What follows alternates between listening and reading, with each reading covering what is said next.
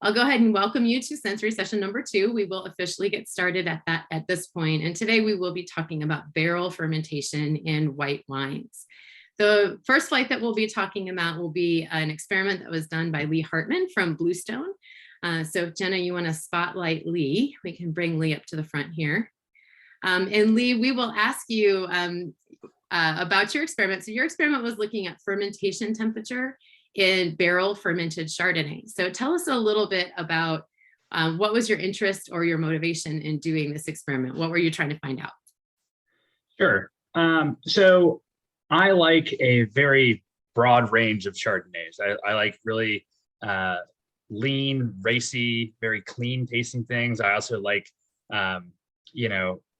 lots of oak, big mallow, that end of the spectrum as well, and all things in between. But when you're making wine, you have to pick one kind of wine. You can't do them all. So I always thought that by keeping a cooler fermentation, even in our barrels where you don't have a glycol chiller hooked up to it, I thought that would help make fresher, cleaner style wines, something that would be more representative of what we do here in the Shenandoah Valley, where we have cooler evenings. And it is thought anyway to have some more acidity. So I thought that by doing a cool fermentation in barrel, it would help preserve that. So for years and years, we always, we did tank fermentations around 60 degrees. And so if our barrel fermentations were getting above 65, I would move a dozen barrels or more into our cold room. And, space is at a premium during harvest, and moving those barrels takes lots and lots of time. And then after being, I think, on a Chardonnay panel a number of years ago, I think Jim Law mentioned that, he lets his Chardonnays, go up into the mid 70s. And I thought that sounded crazy. But, he might be onto something. So I thought maybe I should see, side by side, my Chardonnay is not Jim's Chardonnay. So I thought if I could have identical barrels and identical Chardonnay that was coming from the same tank after settling and all of that, then maybe I could get a better understanding for what temperature does to the fermentation. Does it matter a lot? Does it make it better? Does it make it worse to have it at a higher temperature? So that's what we wanted to check out. Right. Yeah. So as Lee said, I think Jim Law started all of this, and he started this for Lee. It turns out when he said that on the panel, Mathieu Finot also heard him say that. And in 2018, Mathieu did a trial through the WRA looking at effective temperature in 2 different yeast groups as well. For him, warm was about 78 degrees and cool was about 63. In that particular experiment, we found that the warm fermentations did have a small but significantly higher perception of body, but it didn't have any really effect on the other things that we were scoring for at the time.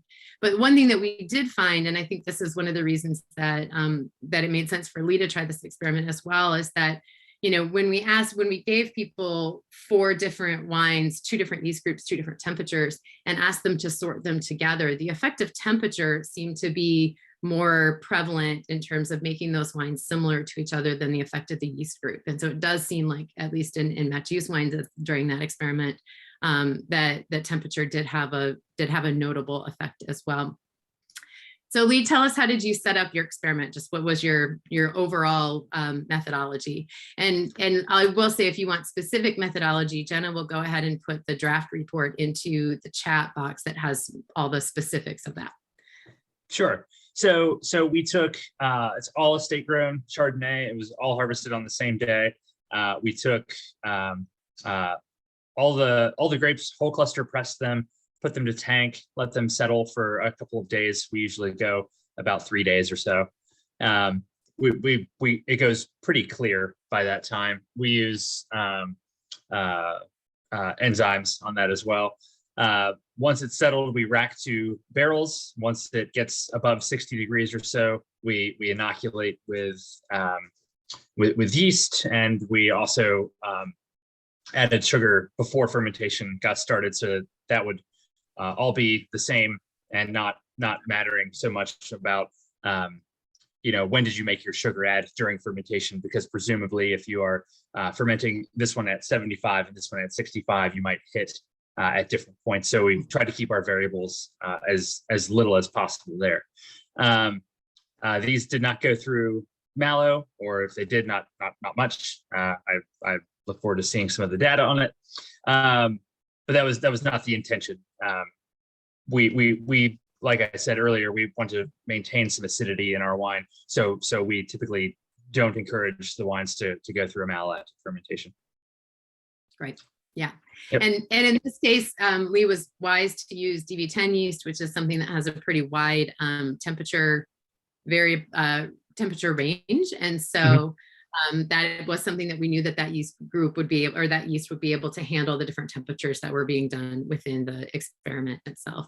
So Lee, do tell us a little bit about, you have kind of this cool back cellar area that you were using for your worm. Were you going on the crush pad? Were you keeping them in the front tank room? Like, how did we sort of had these temperature targets to say we wanted to keep this one from getting that too warm and this one from getting too cool. How did that actually work out for you logistically? It was still a challenge. If you look at the numbers, they definitely were. This one was cool and this one was warm. I don't know that it was so strict as a ceiling of 65 and a floor of 70. It might have been more of a ceiling of 70 and a floor of lower 70s or so.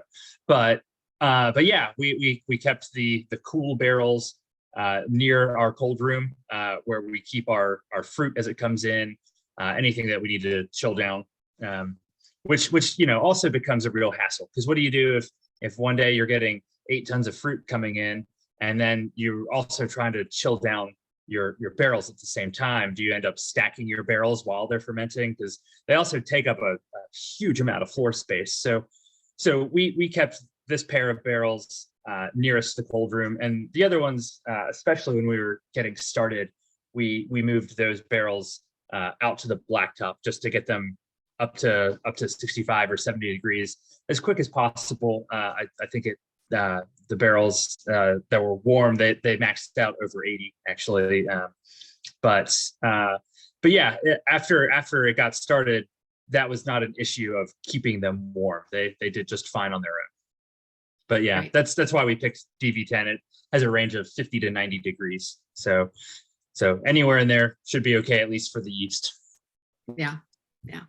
So just a quick I thought it would, when I was thinking about this, I was like, why would temperature matter that much? So just a quick overview of what temperature is actually doing to the fermentation itself. So the papers that I was reading about fermentation temperature, for them, cool was like between 50 and 60 Fahrenheit, and for them warm was sort of in the higher 60s to lower 80s kind of Fahrenheit. And I think that's a little bit cooler than what we'll see with Lee's experiment, but I think it still gives us some good benchmarks to think about. And really the main impact of temperature on our yeast is really on their cell membranes. We can think about the cell membranes as acting almost like bacon grease, that like at room temperature, it's sort of not solid and not liquid. It's just sort of kind of weirdly fluid. When you put it in the refrigerator, it gets all firm and it's really a solid at that point. But if you put it in a hot pan, it gets completely liquid. And that's really what's happening to the cell membranes with temperature as well. So if it gets too cool, the cell membranes get pretty stiff, and they have a harder time transporting things over the cell membrane. So it's harder to get things in, it's harder to get waste products out. So that causes a problem for the cell. If it gets too hot, then they get too fluid and the cells get leaky, which also can first of all inhibit the cells, but eventually kill the cells. And we all know, like, if our fermentation gets too hot, you can kill your cells for that reason. So what the cells do is they sort of shift their metabolism to make molecules to kind of shore up whatever the problem is. So if it's cooler, they'll shift their metabolism to make more unsaturated fatty acids, which are going to make them more fluid. And if it's too hot, they'll make sterols and some other molecules to make them more rigid. But as we know, as soon as anything shifts its metabolism, there's like a whole mess of like secondary metabolites that get made along the way. So in the literature, you can find this whole list of secondary metabolites that do have flavor and aroma that go along with them that might be affecting our wine. When we look at the types of flavors that we would expect from those, the secondary metabolites that are made with the cooler fermentations tend to be more in the like apple, pineapple, pear, those sort of really fruity ester kind of categories. When we look at the ones that are made more in the warmer temperatures, a lot of times it's sort of less of the fruity ones, but then we also get these things that the literature will basically call headier aromas, but rose, like, rose or floral and honey. I'm not sure any of us want burned, but that was one of the descriptors. Beer, some of those sorts of things might be made along the way. And then there's just a couple of other things too. Sometimes with cooler temperatures, we do see a little bit better alcohol conversion. That might be because of production, or it might be because we're just not blowing off as much alcohol because it's not as warm, because alcohol is volatile. And then with warmer fermentations, it does sort of kick off more production of the thiols. And if you were with us at the last Sensory session, we talked about those in depth, and we've got a newsletter about that on the website as well. But those are the things that we traditionally think about with Sauvignon Blanc, but they have been found in Chardonnay and Rosé and our red varieties as well. But in our white wines, that tends to be things that are like our sweet citruses, boxwood character, papaya, that sort of thing. So we could see some additional thiols with those warmer temperatures. So just so that you know what's in front of you, if you are in, this is sort of the coding of your system. And again, if you're joining us late, we are doing flight 2 before we do flight 1. So if you are in group 1, wines 399 and 883 were the warmer fermentations, and wine 104 was the cooler fermentation. If you're in group 2, wines 236 and 673 were the warmer fermentations, and wine 984 was the cooler fermentation. If you're in group 3, wines 907 and 345 are the cooler fermentations, and wine 231 is the warmer fermentation. If you're in group 4, wine 454 and 349 were the cooler fermentations, and wine 932 was the warmer fermentation. Okay, so we'll go through the chemistry first, and then we'll talk about what your sensory impressions were for those wines. So the juice chemistry itself came back this is the juice chemistry for it. I will say that this was sent to Virginia Tech as a frozen juice sample. So that pH number is probably higher than what the actual pH was, because when you freeze your juice samples, you do precipitate out some potassium tartrate. And so you do get a higher number there. So just take that with that knowledge. But we do see we had plenty enough EN to get through, and a pretty good amount of malic acid as well. When we look at the fermentation curves for these, the top graph here shows us the specific gravity or the sugar depletion, and the bottom graph is showing us the temperature. We did have 2 barrels of each, and I did color code the lines for you. So the blue lines represent the cooler fermentation, and the red or orange lines represent the warmer fermentation. So we can see kind of predictably that the warmer fermentation is going to kick off quicker. We're going to have a shorter lag phase, and the overall slope there might be a little bit steeper as well. Whereas that cooler fermentation just took a little bit more time, but both of them were quite robust fermentation. So in total, it was like maybe, I guess, seven-ish days until things seemed to be complete there. And that goes along with the temperature itself. So we can see that with this treatment, we did indeed achieve a warmer temperature in those intended to be warmer fermentations. We see that temperature went up pretty quickly, and I think it topped off at about 84 degrees.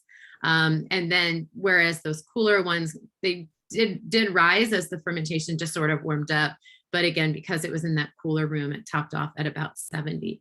And I think for us, when we're thinking about this, it's really that if we were to kind of integrate the area under those lines, we could see we did have, a notably more heat in the warmer fermentation than in the cooler fermentation. If we look at the wine chemistry for the 2 fermentations, we don't notice big differences in the wine chemistry between the 2. So we did have pretty much the pHs and TAs are about the same. We would expect that to be true. We do have just a little bit of malic acid conversion that's happening really in both treatments. And really in barrel 9, we see a little bit more happening. And that might be something, again, that might just be something that's happening in barrel fermentations in general. Once you kind of get done, your malic starts to kick off. But it is something, if you're trying to prevent mallow, you are more likely to have malolactic start the warmer things are. So it is something to keep an eye on. The volatile acidity is just a tad higher also in the warmer fermentation. Again, that's not a lot higher. And so whether that's a real effect or not, or would be the same every time, we're not entirely sure, but it is true in both barrels, that both of the warm barrels have higher VAs than both of the cool barrels. That may just be if the yeast, for example, gets stressed when they get into those higher temperature ranges. That's a possibility. We did not see any differences in alcohol conversion in this case. Again, that may be just that we didn't have that big of a difference, or it also might just be that DV10 is a pretty good alcohol converter no matter what kind of conditions you give it. So, okay, so in case you missed it the first time, here's what your sensory or what your group numbers are. And at this point, I'd like to go ahead and start talking about the sensory. So if you could, I'll stop sharing my screen. You can put your cameras on so we can have a discussion of the sensory itself. To get us started off, we do have a quick poll. So if Jenna, if you could launch the first poll, it's just asking you if you could tell the difference between the wines. And if you could tell the difference between the wines, what was different?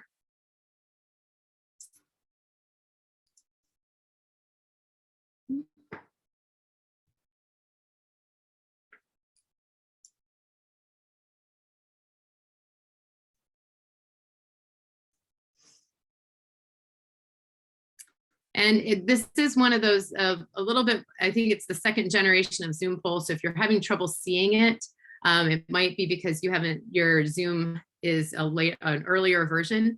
So if you are having trouble seeing the poll, if you could maybe just write an answer into the chat for those. Were you able to see the difference? And if you knew, or were you able to tell the difference? And if you couldn't tell the difference, or if you could tell the difference, what was the difference for you?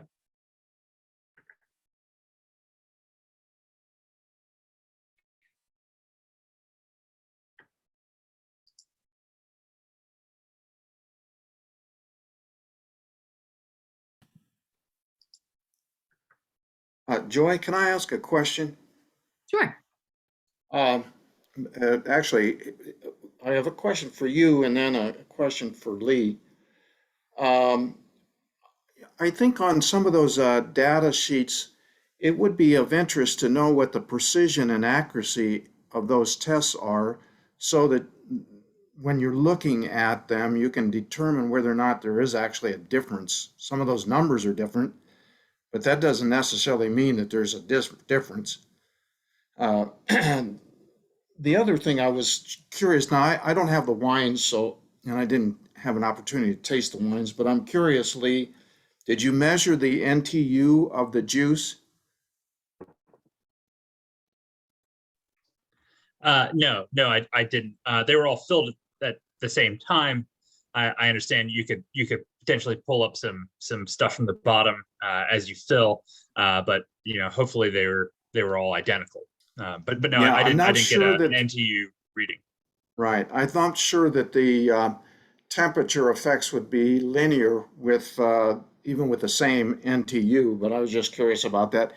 Now the barrels that you're using those are new barrels, standard 220 liter barrels? They're 225s. I believe they both came from the 2013 vintage, so they've got eight or 9 years on them. I see.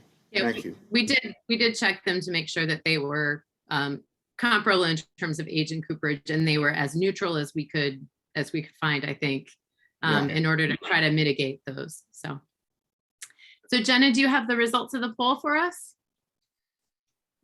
Yeah, let's take a look.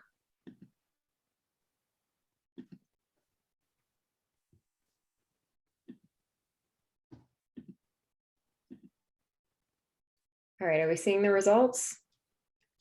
You are sharing your screen. Does that mean that you can see the result? No, we actually see your background. So, we are seeing if you want to just read them off to us, if you can do that as well, if that's easier.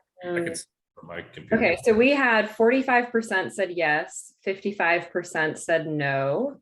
And the Okay. people who said yes, oh, here we go. Okay, I can see this now. Are we seeing the results now? I can see the results, and I think Melanie said she can see the results. So, I can see the results. okay. Maybe I just can't see the results because I'm on the same as you are, Jenna. So you'll have to. Oh, read them. okay, all right. Can you hit view more answers? There Yeah. we go. Okay.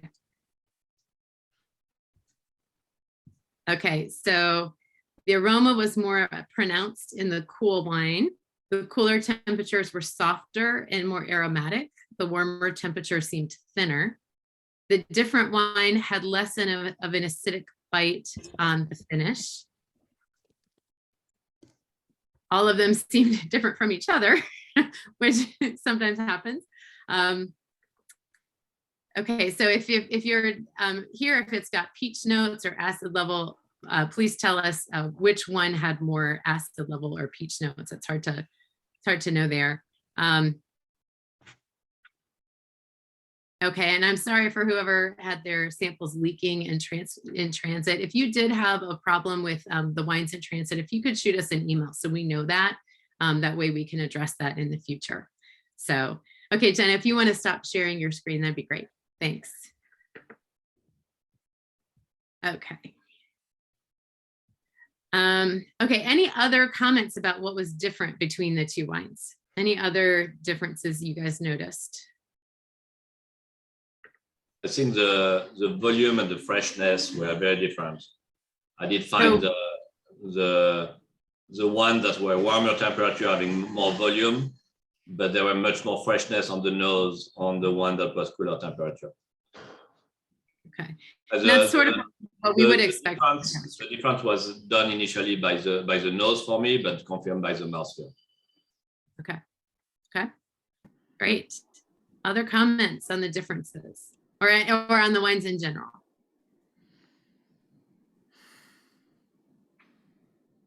Lee, were you able to tell the difference this time when you taste it blind? They were much closer.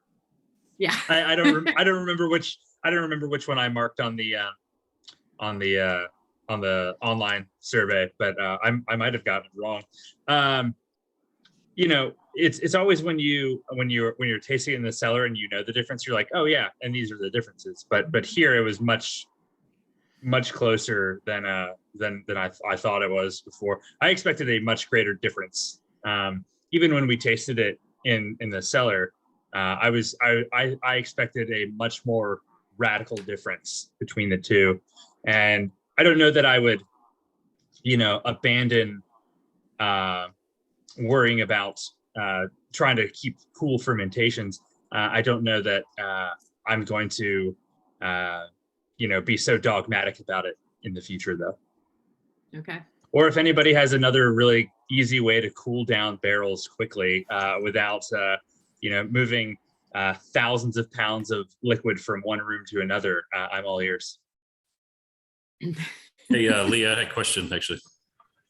Yeah. Hey, at what point, maybe you said at what point, this Mike from Stone Tower, at what point did you take it down to barrel at this, right after inoculation, or did you a third of the way through, or maybe you said that, I missed it. Oh, no, I put it in barrel as juice. Yeah, and then on that, following up on your or what do you might think that could be done better, what I like to do is actually start the fermentation in tank, and about a third of the way through fermentation, take it down. You have to be set up where you can put a gooth on it, and you have to very slowly pop that and just blow off the CO2, and then you can take it down a barrel. So you get the kind of, the first 7 or 8 bricks is in the tank, and so your power potential high heat diminishes somewhat. So that's been my experience. Yeah. Yeah, and I would just reiterate. The other alternative would be to use a coal finger. You familiar with a coal finger? I've never heard the term. Well, it's as the name implies. You put it's just it can be a ceramic or a stainless steel finger into the barrel and you just run your refrigerant through that. And that way you can actually have a whole series of barrels, if you like, at different fermentation temperatures. But when you work with 20 barrels a lot, it's not easy to manage. No, it's not, but it's a good way of doing an experiment like this if you want to sort of bracket and discern what temperature difference might affect the sensory difference. Right. Without having to chill a whole cellar or have your whole lot in a certain ambient environment.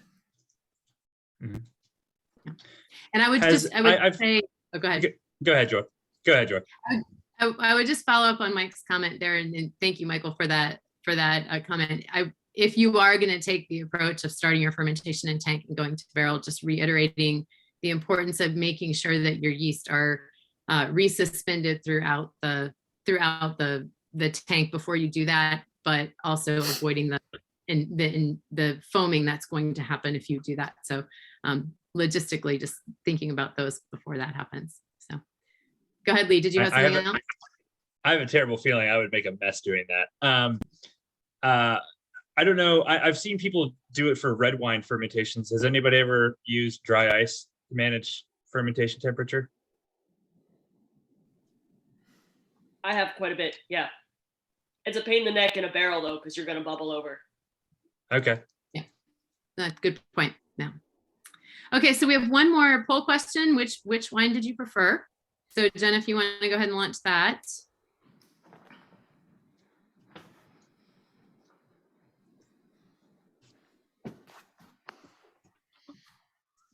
And you know that I'm going to then ask you why, so you can start thinking if you have a preference. Start thinking about how you would tell us why, which one.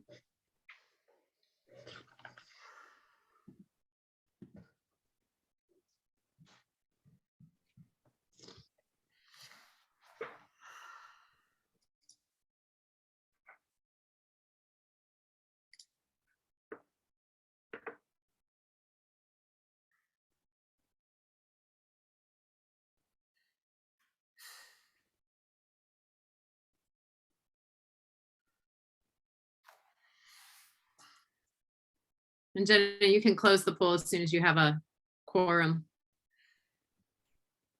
Sure, I think maybe just another couple seconds. Okay. All right, poll has ended. And do you want to just read off the answer to us so we don't have to worry about the? Sure, yeah, 71% said cool fermentation, 29% preferred warm fermentation. Okay. So how about somebody that preferred the warm fermentation? Why did you prefer the warm one? If you're not in a place you can talk, you maybe could write into the chat too if you're not in a great place. I preferred the warm one, which surprised me actually. Actually, I like the aromatics one. It had a little more kind of peach lift to it. I did pick up the VA it seemed to be apparently higher. It didn't seem like out of control, but the VA would actually, to me, gave it a nice lift to it, which you can see sometimes. So that's why I preferred it. The aromatics were nicer to me. Great. Thank you, Michael. Anyone else for the warm one? Any other comments on why you preferred the warm fermentation? What about the cool fermentation? If you preferred that one, why did you prefer that one? It was fresher, keeping more acid, brighter. I also feel like I had much more phenolics and bitterness out of the warm temperature. So I had been a bit more bitter finish. And so I didn't care. I mean, I prefer the cooler temperature. Okay. And then in the chat, Tom Payette says that the cool ferment, he felt it was fruitier and more vibrant, which I think goes along with Matthew's comments as well. So what about you, Lee? What are you going to do next year? Warm or cool, or like you said, maybe just not stress so much about it? I think I'd still definitely lean towards the cooler fermentation. I don't know that, if it hits anything past 64.9, it has to go to the cooler and I have to stop everything else that I'm doing. But yeah, I think that that to me, a lot of what is important in a Chardonnay, besides being balanced, is that texture, and I like that kind of a more mineral, fresher kind of a salinity that you get in that cool fermentation. Right. Lee, about like you were asking about how to keep your temperature and cool in barrels, or how to manage the temperature. What's your yeast rate when you inoculate? Oh, I usually do about 20 grams a hectoliter. Yeah. I mean, like, and that's I assure you that you're going to have a proper fermentation, and your fermentation is going to go very fast, very quickly. I personally add 10 grams per hectoliters or 12 grams per hectoliters. And like every analytical company is going to tell me that I should not do that. And sometimes I get stuck in fermentation too. So don't sue me if it doesn't work. But I think I've got a little bit less biomass of yeast when I start, and I don't have a peak of temperature at the beginning when everything starts. So I think it helps me to keep my temperature a bit more under control, and I don't have a rush of temperature at the beginning of fermentation. It's a good idea.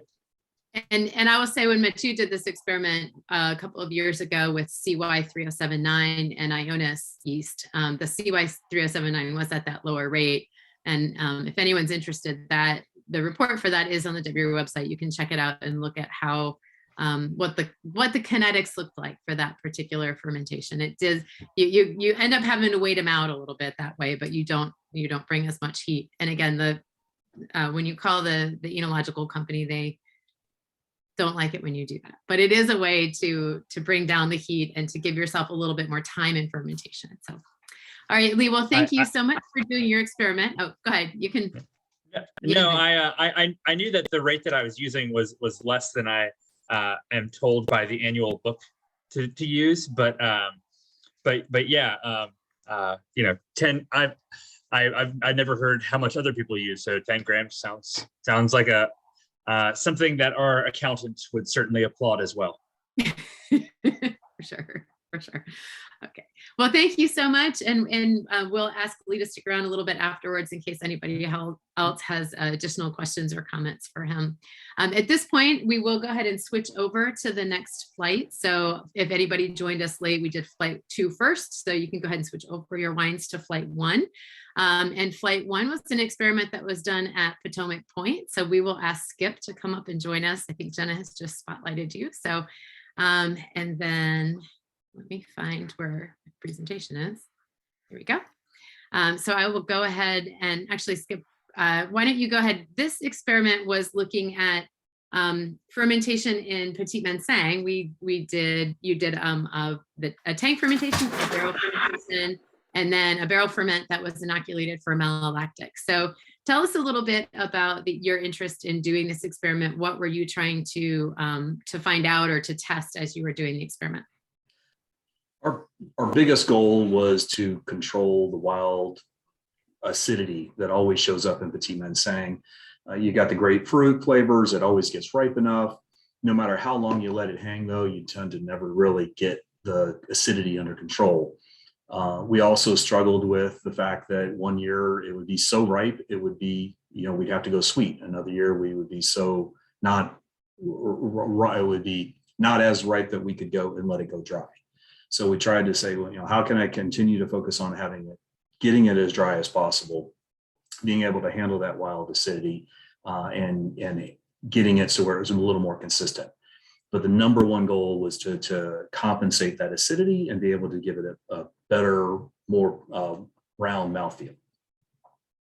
Great. Yeah. So I think it's a common struggle, right, with Petit Manseng, that we love it in the vineyard because it does so well under our conditions, but in the cellar, there's sort of that balance problem, right? So either you can simultaneously have really high acid, really low pH, and really high Brix, and trying to have a dry wine with all of that can be pretty challenging. And also when we're letting them hang to kind of try to drop that acidity, we can sometimes end up with these very strong tropical aromas and flavors that sometimes can feel like they're also kind of another thing to try to be balancing along the way. Excuse me. Sorry. So there's lots of different WRE experiments and approaches that people have taken to kind of try to balance this. Let me see here. So we've got some experiments with different harvest dates. So looking at taking them early and trying to trade off the acid for the alcohol, or taking them really late and trying to trade off the acid for the alcohol on that side. Longer aging in the cellar to just try to get some more lees contact in there to kind of reduce the perception of acidity. As you said, leaving some of that sugar to be able to moderate the acidity. And then we've had a couple of trials looking at various aspects of deacidification. So there are some yeast strains that will consume some of the malic acid during the course of fermentation. And we had a couple of experiments with that a few years ago. We also, some folks are using skin contact to try to bring down the tartaric acid. And then also the idea is out there to use malolactic fermentation to see if we can sort of bring it down that way. And that was a portion of the trial that we were doing in this case. So again, when we think about our malolactic, we know that what our malolactic is doing, it's consuming our malic acid and producing lactic acid and for the bacteria, that's giving the bacteria energy.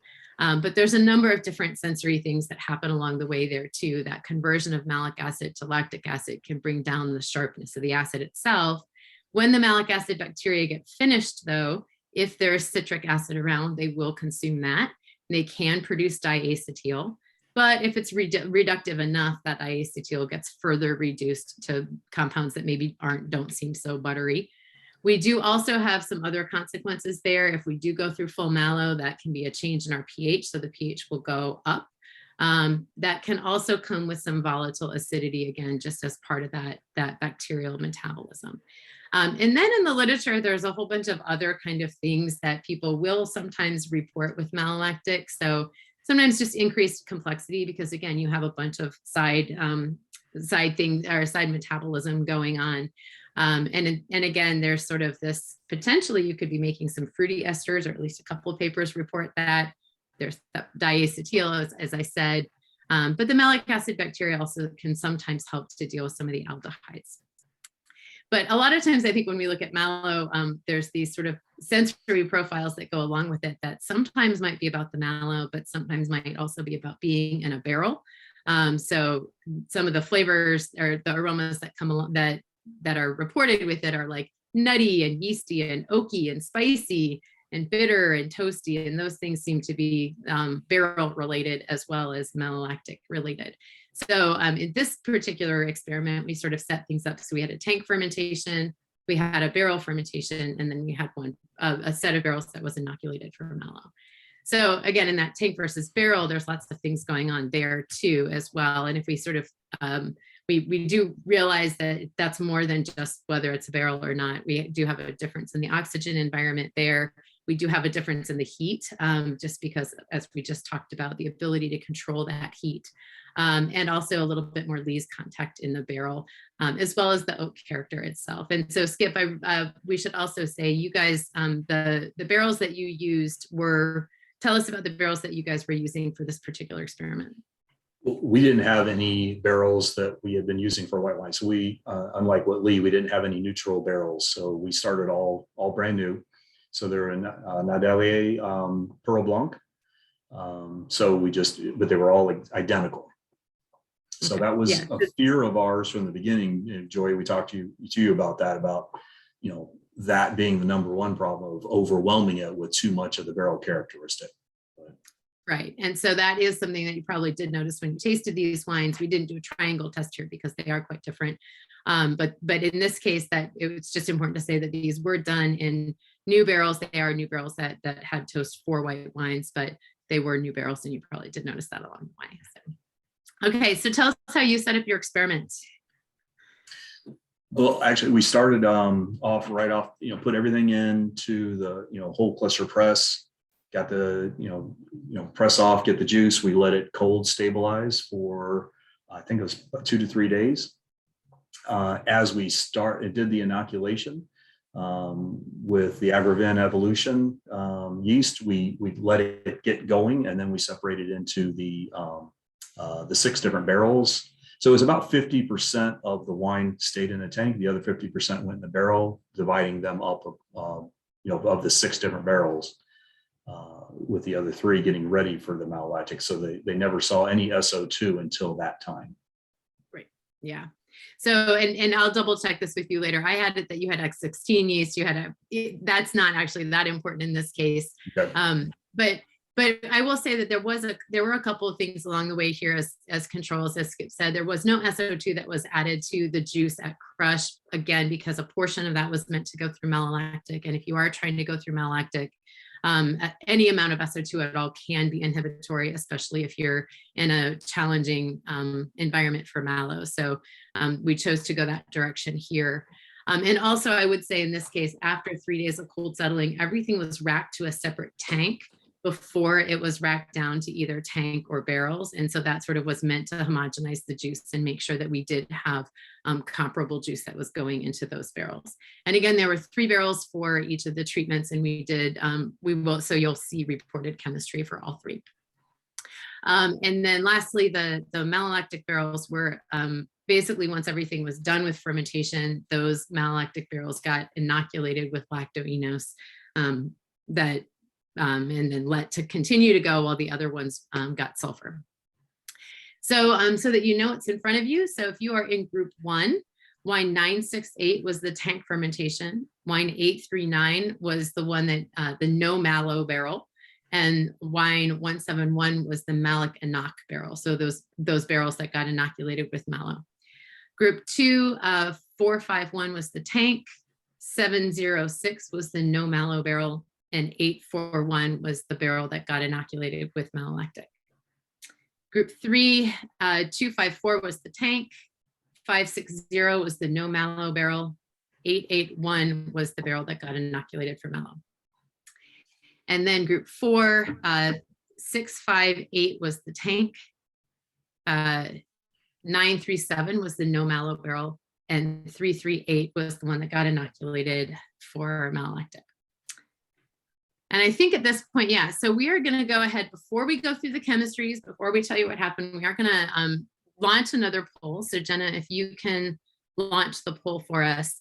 You did answer this question in your sensory sheets, but I want to re-ask it now so that we can talk about it once we get to our discussion. So on a scale of 1 to 10, how different were the wines from one another now that you know which barrel is which one? And I'll flip back to that slide in just a minute. So how different was the tank from the no malo barrel? How different was the no malo barrel from the malic inoc barrel? And then you can, I think we have it put in there too, just to tell us which wine you preferred. And we'll, like I said, we'll discuss all of that after we go through the chemistry. But I wanted to go ahead and take those numbers now. So I'll go ahead and flip back to the slide with the groups in case you need those as you answer the poll questions.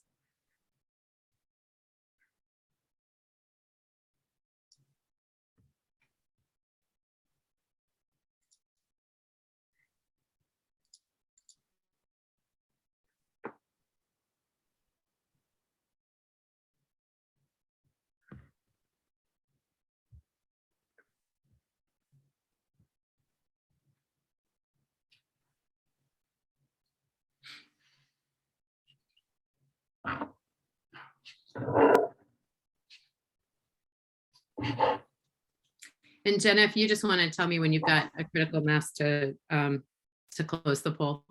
Yeah, I think we're good. I'm going to go ahead and end it. Okay.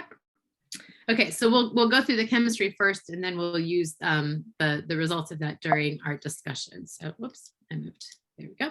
Okay, so the juice chemistry itself, this actually was surprisingly mild chemistry for Petit Manseng. We do see that we have a high Brix level, but the pH is much higher than we would normally expect, and the malic acid is actually pretty normal as well. I would also say that this pH was again from frozen juice, and so we do have that sort of confounding factor in that pH value. So I would keep that in mind as we're looking at it. But either way, we're not dealing with the Petit Manseng that's got a pH of like 2.9, which sometimes we do see. When we look at the fermentation kinetics, we do just have this for the tank versus the barrel. We don't have it for all the different barrels. But we do, once again, much like in Lee's experiment, we do see that, you know, the barrel did get, it did warm up quite a bit, and that commensurate with that, the fermentation did proceed more quickly. But in both cases, we had a good, robust fermentation that did complete within a very reasonable amount of time, and it did go dry. We'll see that in just a minute. So that's one of the things with just fermenting a high Brix white like this, is sometimes just even getting it to go dry. And in this case, the yeast didn't have any difficulty at all doing that. When we did take chemistry after alcoholic fermentation, so right at the end of alcoholic fermentation, mostly just to show that if we're going to do this comparison between the barrels, that they were pretty much comparable when we started. So we can see that they pretty much are comparable when we started, that they maintained a lot of their malic acid during fermentation. They did go dry, and at least the starting, the ACE is acetic acid. So the starting VA was pretty much the same amongst all of them. So then when we took our chemistries at the end, so those chemistries were taken in November. I think that the barrels got sulfured on October the 24th. So and inoculated on October the 24th. So we were able to take those chemistries pretty soon afterwards. Then when we looked at our chemistries again in January, this was like mid to late January, as they were getting ready to sort of prepare these wines for bottling. What we found was that, first of all, this was the first time we'd looked at the alcohol levels for this wine, and we did see that we do have pretty high alcohol levels here. So either the yeast did a really good job of converting. I mean, we did start with high Brix, but this is a really high conversion rate. Or there may, you know, once you get to those really high Brix levels, the correlation between Brix and sugar is not as linear as when we're sort of dealing with the normal levels. So we do realize we have this really high alcohol level. The pHs are very mild for a Petit Manseng. We did notice that the tank TA was sort of noticeably lower than that in the barrels. And actually, we don't normally take potassium on these sort of things, but as sort of a quirk of how we were sending our samples at the time, we did get potassium numbers on these. And we see that our potassium is also lower in our tank, probably indicating that we had some bitartrate precipitation that was sort of shifting that TA. And that makes sense. When you finish fermentation in a tank, you make the tank cold and you let it, you know, that's to get your yeast down, but probably you look at the tank, there's tartrates in there too. So that's probably what's reflective. But the most interesting thing here then, of course, was the malic acid. When we looked at the malic acid and the lactic acid, we found that our tank maintained most of its malic acid, our no malic barrels maintained most of its malic acid, and none of our inoculated barrels had gone through mallow either. So when we looked at this, it was like, you know, no matter, even with that inoculation, we just really weren't able to get any of those barrels to go. And I will say that when I went to Potomac Point to pick up these particular samples, we all tasted the wines together. At that point, the malic barrel had not been sulfured because it was still going through mallow, and it did taste very different at that time. And I think we were all a little bit surprised when we realized that difference was really only because of the difference in the fact that it hadn't been sulfured yet. So it still had, you know, some of that aldehydic, it's almost richness, but then it is a little bit browner, and it has all these different characters that, you know, in the end, that wasn't part of the malic acid at all. That was just a byproduct of being left without SO2 for a couple of extra months. Thankfully, with all of that, even without, you know, being SO2 for that amount of time, we didn't see any increase in volatile acidity, which means that they were doing a really good job of keeping those barrels topped. It wasn't something that was accumulating VA as it was there. So if we go ahead, let's go ahead and talk about, I'm going to go ahead and quit sharing my screen here, and we can go ahead and talk about what the responses were. So Jenna, if you want to give us the responses to that poll that we saw. And Matthew's asking a question about the total sulfurs. Matthew, I'll have that data for you in just a minute.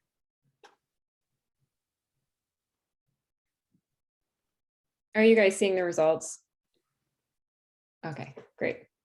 I cannot see the results, but I suppose everyone else can. So do you mind, Jenna, if you could also read them off, because I'm on the same account for me as you, I Sure. can't see them. Let me make this bigger so that we can see it. So for question number 1, how different was the tank fermentation from the barrel fermentation? We had the majority of people in 9 and 8.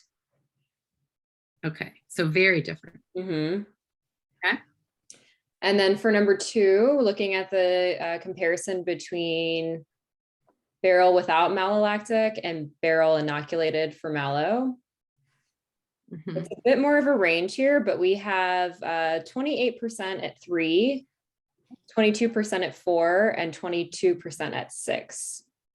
Okay, So kind of in the middle. okay. Okay, Yeah. Do you want me to tell you about the preference? sure, since everyone else can see it, it'd be good to know. What was the So, preference? Actually, I don't know if I'm reading this right. So we have rank the wines in order of preference. Okay, it looks like only 47% of people answered this question. I'm not totally sure I understand what I'm seeing here, because it says 9 out of 9 are tank, 9 out of 9 are no mallow. We might need to look. Oh, okay, here we go. Here we go. So sorry about that. 33% said tank. 5 people or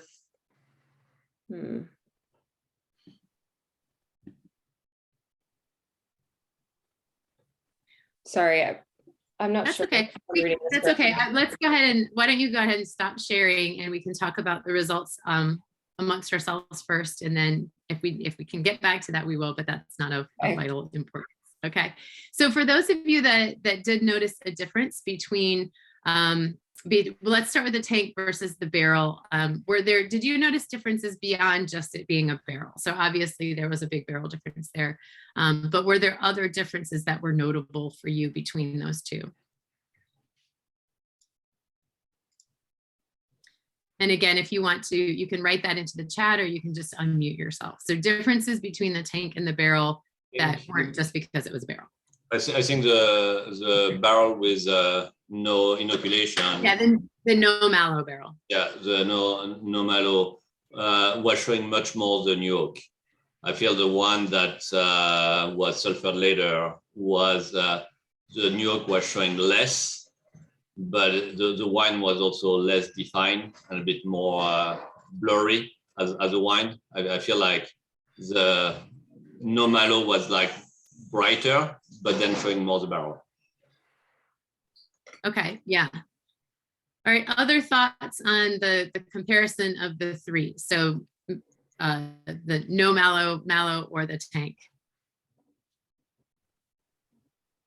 Evan says that the ML oak seemed more neutral versus the non-ML barrel.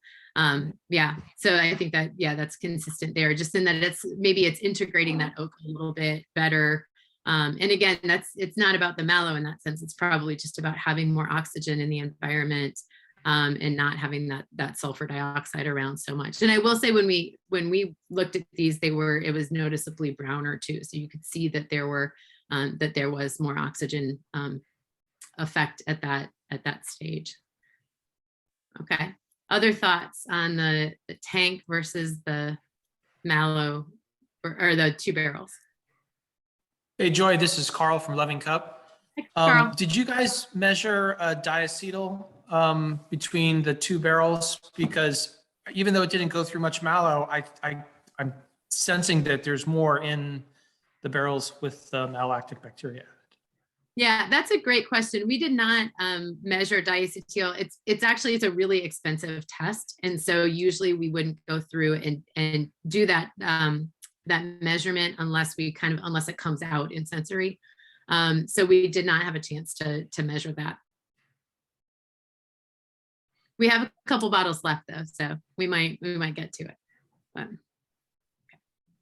okay.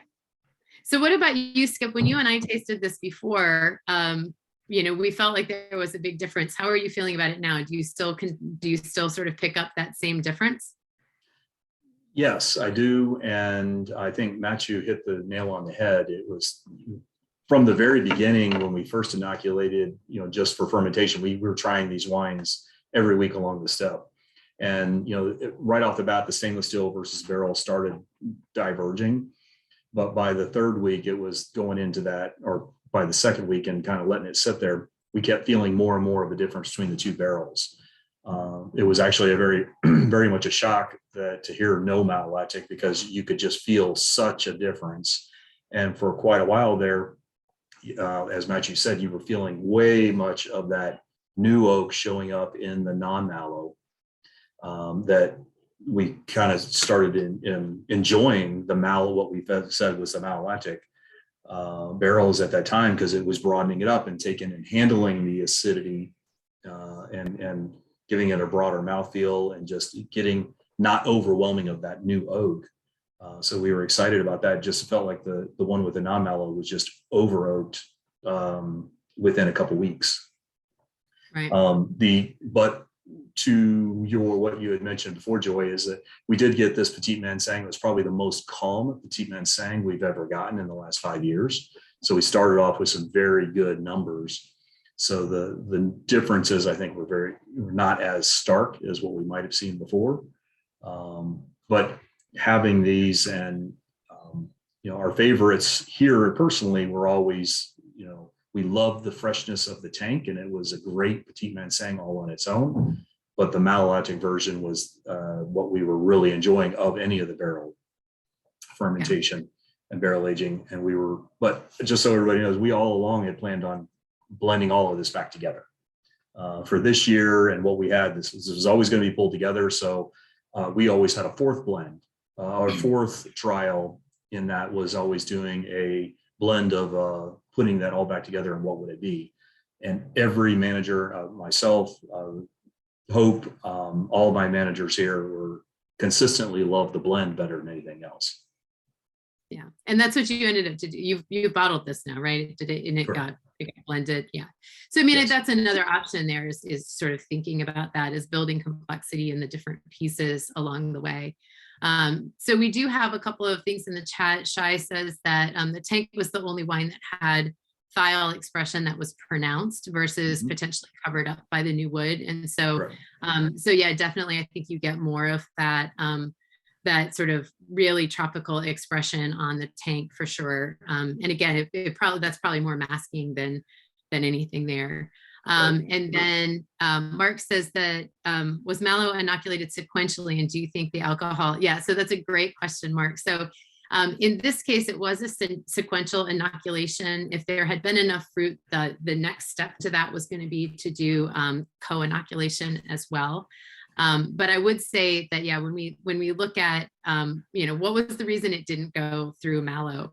I actually have a slide for that, so I'm going to throw that up there real quick, because it also addresses a question that you had earlier. But, basically, we have to remember anytime we're doing malolactic that our bacteria are not nearly as resilient or as tolerant as our yeast are. So, for example, with pH, usually we're looking for pHs that are greater than about 3.5 to do some optimal malolactic. This particular strain is graded for anything that's higher than 2.9. So we obviously fit very closely in that, and that would actually work for most Petit Manseng that we see. But Matt, you asked earlier about the free sulfurs or about the sulfurs. In this case, when we looked at we didn't see all of the sulfur numbers until the very end. But when we looked at all of those, the total sulfurs in the 3 mallow barrels were a range between 21 and 45. And I will say that 2 of them were sort of in the 21 range, and 1 of them was 45, which was the same total as the ones that had gotten sulfured. So I think that 3rd barrel just sort of got an accidental sulfur add. But in that case, we're still dealing with relatively low total sulfurs that should have been acceptable for this particular strain of malic bacteria. Temperature is an issue, so things do need to be kind of warm enough, but not too warm. And in that case, Joy, I don't in that case, progression of your slides. Pardon? I Oh, don't think it was, yeah. Okay. back out and try it again. Sorry, folks. Let's see.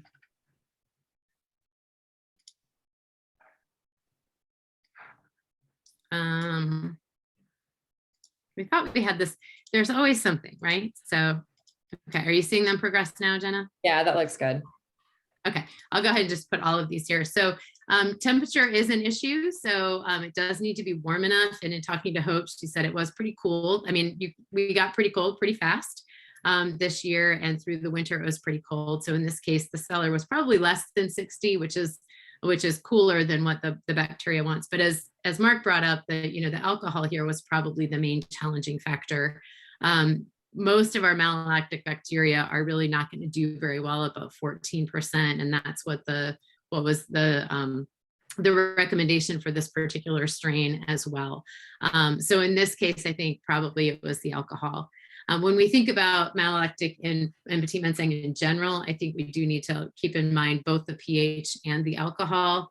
And in that case too, just remembering that stress is cumulative for these organisms. And so if we stress them if we're sort of close to the edge in one place and close to the edge in the other place and close to the edge in the other place, we may just get to an area of inhibition that they just don't want to work very well either. So that's probably what was going on there and why it didn't work. If we could find, again, that right balance of chemistry, it may be something that could be done with a different strain and or a different lot of Petit Manseng, but we always have those challenges. And again, the idea of doing that as sequential inoculation is a possibility, but again, you just want to be careful. You're getting all the way dry on your Petit Manseng, and if you're leaving sugar there and you've got a co-anot going, you may have some issues with volatile acidity production. So. Okay, so we have a couple questions that have come in here. What strain of ML? Tom, that was Lacto-Enos from Lafort. And then was temperature model monitored for the new oak? So yeah, so the temperature that I showed before, Shai, we had a tank and a barrel. They were just monitoring fermentation in one of the barrels and not all of them. So, but that was all of the barrels were the same oak along the way. Is it common for this vineyard to have this kind of pH at harvest, or just this year that was very high? This is Silver Creek, is with the Saunders, and I usually get some from down there in Nelson County, but also Vineyard up here in Loudon. Loudon tends to be much more higher in acidity. So this happened to be the one year I only got it from Silver Creek, and they're, like I said, lower, but this year was probably the best, most balanced part of that, the pH and the acidity on there that we've ever seen in the 5-6 years we've been doing this. Did you acidify before bottling, or you left it like that? No, we didn't do any change before bottling. And again, when we blended them together, it changed you got all the freshness and the feel of the barrel, but no, we didn't have to do any acidic add. I will say we have been working with the Sentinel Vineyard Project. We've been taking Petit Manseng ripening data sort of in correspondence with that. So in comparison with Chardonnay, and it does seem like there are real regional differences in terms of sort of the pH and the TA at harvest in that particular grape. And Silver Creek is pretty far south. So it's still acidic, but it's maybe doesn't have that same thing as what you're seeing up there in Loudon. So other comments, other comments or questions about this particular experiment? Jenna, do you want to tell us, were you able to sort out the preference data, or is it still hard to? Yeah, it kind of caught me off guard. So it looks like the greatest preference was for tank, and the last preference was for mallow. Okay. So anybody want to say what they loved about the tank? What was your favorite? Why did you prefer the tank?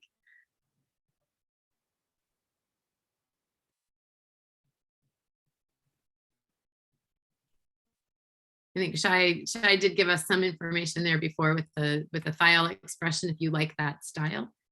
Anything else about the tank ferment that somebody wants to weigh in on?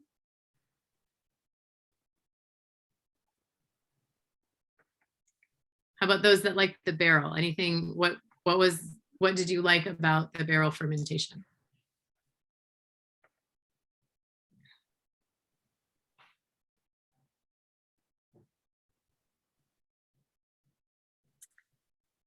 Yeah, so Shai says he preferred the tank because it showcased the fruit the most. So Actually, I will, Joey, one of the things, again, I'll say, doing this internal trial with about 7 of my managers, we had 4 different ones to choose from, and almost everybody but one enjoyed the blend of the 3 coming back together to give the balance. So not having all oak, but having about 50% oak and 50% tank was by far the most enjoyable blend. It gave the wonderful notes of the fruit and bright acidity, but that half of 50% of that, having that, the barrel notes too there, really brought it out, but freshening up with the tank. So that was by far, even internal, the second favorite was the tank. So that was it. And then so if my home team kind of matched that, but having 4 to choose from, it was always the blend. So part of that is like going along, not trying to make Petit Manseng something it's not, but just trying to help it be its best self along the way. Yeah. So Dawn says that she blended the 3 in her glass and enjoyed the blend as well. So she found that had a nice balance. So I think you're in agreement. So, so what do you think you'll do next year, Skip? What is the plan at Potomac Point for your Petit Manseng next year? Well, one of the differences is we're still deciding whether we're going to focus more on Malo. But now that we do have 6 barrels that are not brand new, so I'm much more excited having a second-year barrel going through that. I will probably still do 50-50 since that blend worked out well for us. I have other barrels that we brought in just for that, so I may throw in a couple new ones, but we'll still do the trial. It's still about 50-50, but we enjoy freshening that up with some tank Petit Manseng. Well, if you'd like to try any some co-fermentation, we would love to help you think about how to do that. So okay, keep in mind. So sounds any good. other comments before we close out? Any other comments about this experiment? Let me go ahead and make sure to thank Lee and Skip again for doing these experiments. As you all know, it's a lot to keep track of in the middle of harvest. So thanks so much for getting those done and for being willing to share your wines with us today.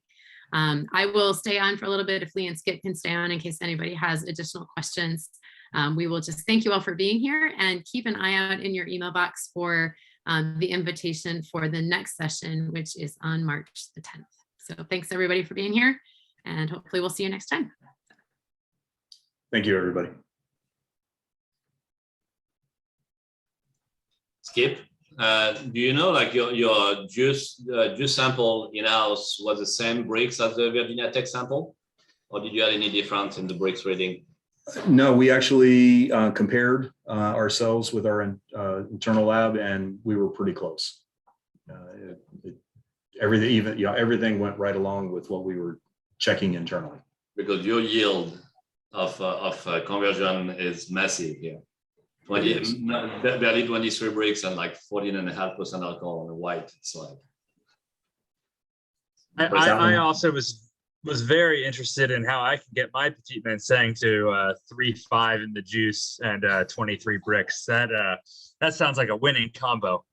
I think it's the pH is too high already. Like, for me, it's like that's the only thing. I wish I had more acid.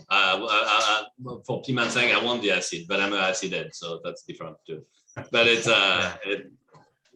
it's high.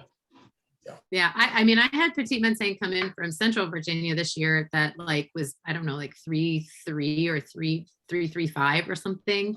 It was weird that it was that high. So I wonder if it was just that year. So Jesse, thank you for your comment. We're really glad that you're here and we're glad you were able to join us today. So sorry, Matthew, go ahead. No, I had the same thing with one Petit Manseng from Upchilds.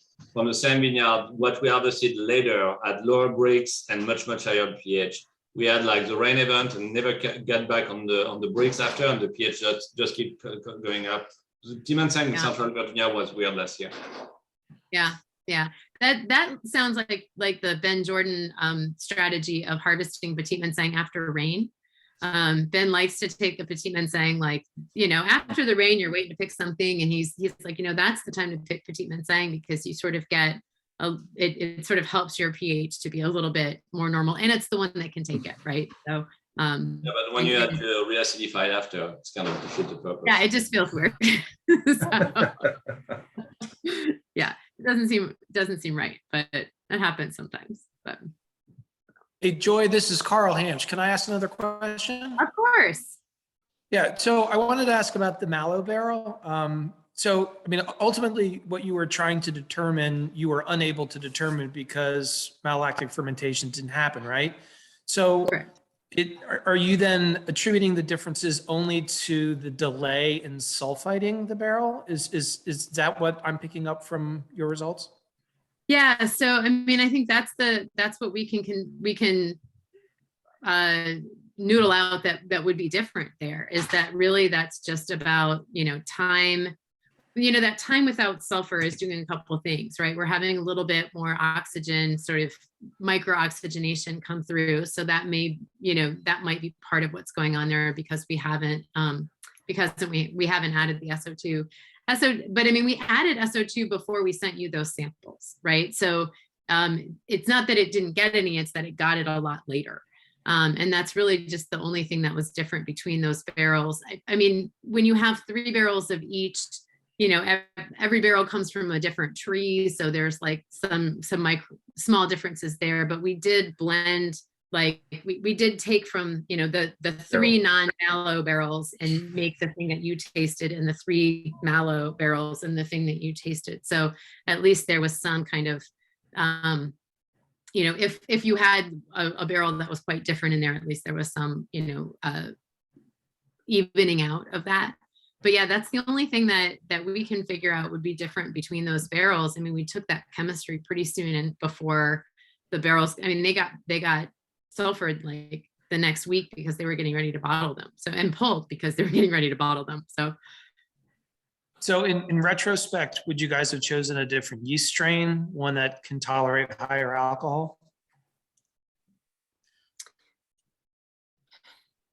Yeah, I mean, I think That's one of the things that we were talking about was, which yeast strain, which, something that would go to that. Okay, because that was something that we didn't think of, that high alcohol. When we saw that bricks, we thought, okay, yeah, it's going to be somewhere around, in the low 14, not that high as we thought. I'm sorry, I meant bacteria strain. Bacteria for the, Yeah. that would definitely be something we would look at. Again, all along, we thought it was going through mallow when we were doing our tasting trials. We actually thought the lab was wrong, so we sent it out for private testing. They screwed something up, but sure enough, the mallow was almost identical. So it just, and we did this right beside all our is right. These barrels are right next to all our reds. All our reds went 100% through malolactic. We had numbers on our Petit Verdot was, pretty acidic, and but all the reds went 100% through on time. Nothing got stuck. For it to not go through at all, the only thing we could do is do another strain of bacteria. Yes. I mean, I also think, I think that in this case, the alcohol was inhibiting. I would say, even if you have another strain of bacteria, you could try to help it out with keeping it a little warmer. That's another thing. It's like, if you're in this situation where they're kind of struggling anyways, helping them with all the other things you're more likely to get yourself kicked off and going at that point too. So it's hard, in a vintage like this, where it really did get cold pretty soon after we brought everything in. It's like the cellar was just kind of cold, but if you do have like Lee's got a colder room in the back and a warmer room in the front, you sort of put them in whatever your warmer room is. We used to put little like aquarium heaters in the ones that were kind of languishing, in order to try to keep them going in order to finish out. But that's I think a lot, and Mitch, you can speak to this more, but in my understanding is in a lot of the French cellars, like in Burgundy, they kind of bring them back out in the spring and they finish out mallow, because they haven't finished when it gets so cold in the cellar. So not an uncommon thing to have them languish for a while, but you have to, then you can't bottle it in February if you want it to go through Malo before that. So, you know, you got to wait it out. But yeah, Carl, I guess I would be curious if, you know, I haven't looked in the catalogs to see if those strains, if there are strains of malic bacteria that will really go that high. But, you know, I would suspect somebody's selected a strain that's got pretty high tolerance. Just we've got a fair number of those California wines that have really high Brix numbers. So there might be out there. And Carl, for us, we've only done, the only other white wine that we've ever taken through Malo was our Chardonnay.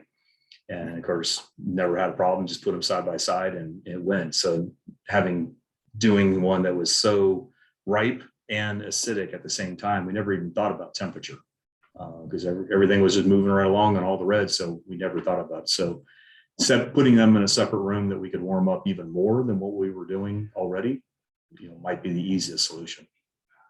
Yeah, Joy, what I'm asking, the reason I'm asking these series of questions is if several of us preferred the barrel that was sulfited last, whether it went through Malo or not, what's to say that that doesn't become part of the regular protocol?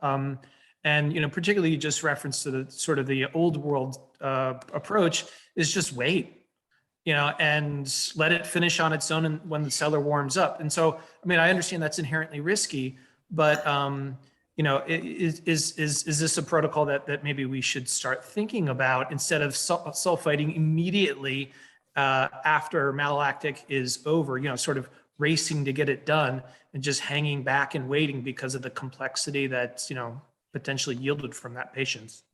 I think you're onto something here, but like the problem that I see is what happens if this wine goes through malolactic fermentation?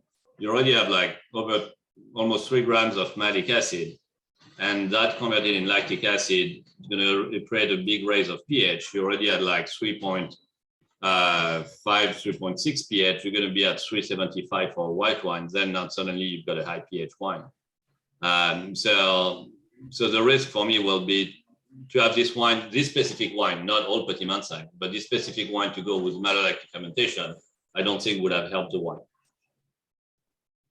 Yeah, I agree with you, Matthew.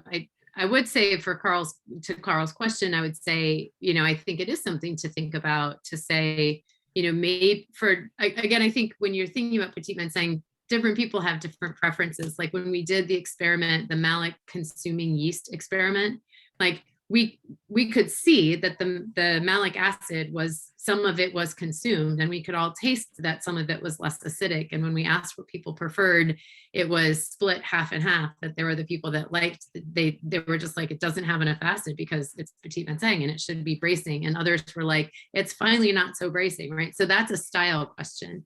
But I do think if you're in that camp where you sort of like that style that's got a little bit more, I mean, I agreed with the conversation that it just felt like it had a little more integration of all of the elements going on, then it certainly would be something to try to say, like, is this, you know, is this part of it? But I would just put the caveat on there, you know, as Skip said, they were tasting this pretty actively. They were monitoring it pretty actively to make sure that they weren't having some of those other things going on that would be risky, right? So are you accumulating VA? Are you, you know, are you getting so aldehydic that you don't like it anymore? When is the right time to sulfur it? So maybe that timing of sulfur is another like winemaking tool that you're thinking about in terms of integrating those flavors in this particular wine. And, you know, we think about some of the low sulfur or no sulfur wines, like why do they seem like, you know, there's certainly some of them that are challenging, but some of them really do have added complexity or interest to us. And so Petit Manseng seems like a good candidate for that kind of treatment to see how far you can take it before you say, okay, I've got enough aldehyde in there now, I need to stop, because I don't want it to go all the way, like, you know, to bitter or all the way to oxidized. But yeah, no, I think it would be a great thing to try. Carl, do you have Petit Manseng? No, we don't grow anything normal. Yeah. Do you have like a high acid white that you would want to employ that on? Is that what you're thinking about? Yeah, I mean, we do barrel fermentations with one of our white varieties called Cayuga White. It's generally low pH, it's low sugar, but you know the alcohols come in right around 12%. So it's nice, but it's fairly neutral. It's not aromatic like this. But yeah, I mean, we generally don't have an issue with high pHs with any of our hybrids. So. Yeah. But so VP 41, it's made by Lallemande, I think. That goes up to 16%, and so we Okay. use that for one of our varieties. We tend to bring in around 26 plus bricks. So we need that yeast strain to get us, you know, malactic fermentation to finish. Yeah, that one is actually, I think it's also. I'm sorry, really- yeast bacteria strain. Yeah. bacteria. Yeah, I think I've used VP 41 for a wine that I used to have at Wineworks that like was prone to Brett. So like it would come in and I'd use VP 41 because it was fast. Like Scott Labs told me that they call it the rocket, that it's like you add it and it goes. And so it was like, but you know, Carl, I think if you want to play with that, particularly like on a high acid red, like it's a really simple in-house experiment to do. Right, is that if you've got a couple of barrels, you sulfur one of them like you would normally sulfur, and you let the other one go, and you keep tasting it, and you just see like, do I end up liking that in the longer term? I think that's the nice thing about these sort of small batch barrel kind of experiments is that they're super easy to, they're pretty straightforward to do with your wines in house. To say maybe I like it better if I let it go for 3 months. Now, Joey, if you remember when we started this whole conversation back at the summer technical meeting, when we started talking about it, one of the goals wasn't to mallow. The goal was to do some barrel fermentation and barrel aging, non-mallow. We kind of broke it down into mallow, non-mallow, but my initial thought was just to have some barrel integration. So actually, we did what my initial plan was. We just broke it down into, you know, oxygen, more oxygen or less. But now I still need to play around with the mallow and see if we're going to even try to do that next year, or just stick with, you know, barrel fermentation with aging and playing with it and learning when to sulfite. So we never did that, but that wasn't our original goal of mallow versus non-mallow. Joy, do you think the results might have been a little different if they hadn't been monitoring it so frequently? Like they kept getting in those barrels. I'm sure you guys were gassing with carbon dioxide or something, but you know, it's like Heisenberg's uncertainty principle, right? You have no idea what the wine would have been like if they weren't paying attention so closely. Maybe. I mean, there is that, although, I mean, I do think that when you leave it for a while there, well, I mean, I guess, yeah, there is like every time you pull the bung and everything, you're introducing a little bit of oxygen. So they may have been, it might have actually just accelerated it. The other thing I was going to say to Skip is that, you know, I think the other piece that you're missing in the question is time. You know, I think one of the other things that's been successful for people in looking at barrel fermentations and Petit Manseng is really giving it more time in the barrel, which also I think helps with the barrel integration. Like you get the most barrel at the very beginning, and it's over time that sort of integrates in with the rest of it. And I wonder if the oxygen that was being added in the whole thing was just sort of helping that to happen in a little bit more accelerated schedule than, you know, what happens when we do have our SO2 in there. And so, you know, that's another thing is, you know, could you get to a point where you sort of keep a barrel for a year and taste it after a year, and you still throw it into your next year's lot as long as your numbers work out, so your vintage works. But like, that would be the other thing to say, like, what is time going to be doing for that? Because there are a number of folks that have had, again, that extra lees in there to kind of get that leesiness to it. But yeah, Carl, I'm not sure in terms of what would happen if you just stuck the bung in there and just let it sit. Like, I'm not good at letting it sit. So. Yeah, that's probably a little bit risky for me. Yeah. So there are those, but yeah. Good questions though, for sure. Other questions or comments or anything else? I think we have already come for a long time. So thank you guys so much again for doing the experiment and for sharing all of this with us. We really do appreciate it. And we will see you guys hopefully in a couple weeks. Yeah. Yeah. We'll Thanks. see you in 2 weeks.